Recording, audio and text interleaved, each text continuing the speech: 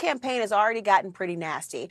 I think people expected it to get nasty now that there is a new head of that Democratic ticket. It's the Vice President, Kamala Harris. You know, you've joked before that politics is way nastier than sports or the UFC. But what we're seeing, I mean, there's a labeling of the Vice President as a DEI hire.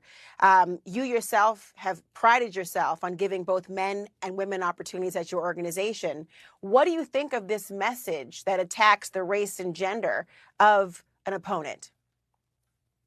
Yeah, I don't judge people by their politics and you know, who they vote for or any of that stuff. And listen, I don't know Kamala.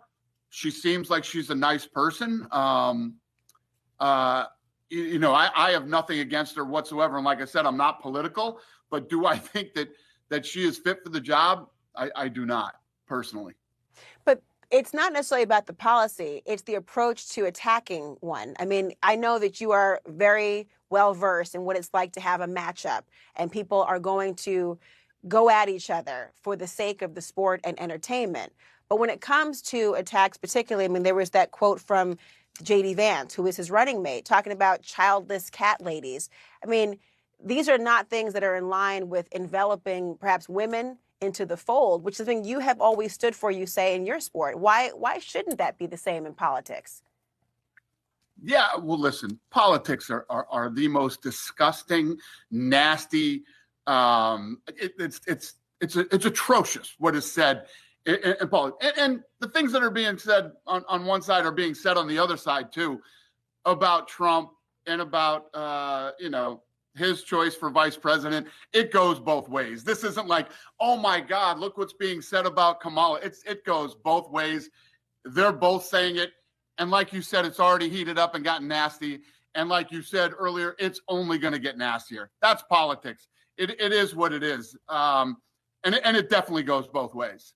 I don't know that it's going both ways to have the childless cat lady comment or a DEI hire. Who's calling you think that Vice President Kamala Harris is calling J.D. Vance a DEI hire, Dana? Come on.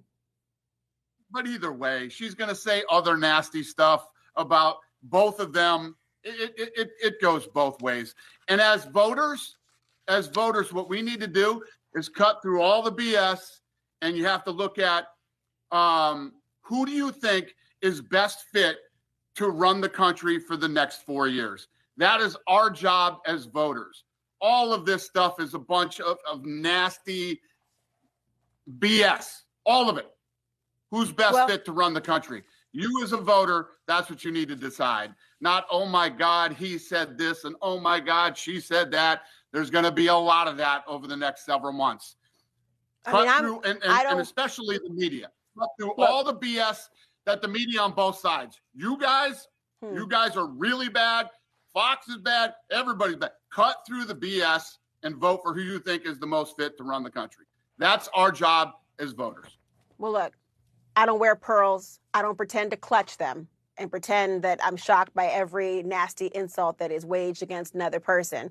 But I think your point, though, about the American people wanting to know who's best for the country, this is the issue. When people are focusing not on policy positions, but personal attacks that have nothing to do with what voters want to hear about, that detracts from the experience of voters making a decision, and that's the problem. And I'm going to just know when you say you guys are terrible, you clearly don't mean Laura Coates. But Dana, that's happening, by the way, right now. And you got this fight that everyone is actually talking about, not in Paris, but now in England. They might be a little mad at you these days, Dana. Everybody's mad at me these days and in the past, so I'm used to it. No wonder you get along with politicians. Dana White, nice to talk to you. Thank you so much. Always a pleasure. Have a great day.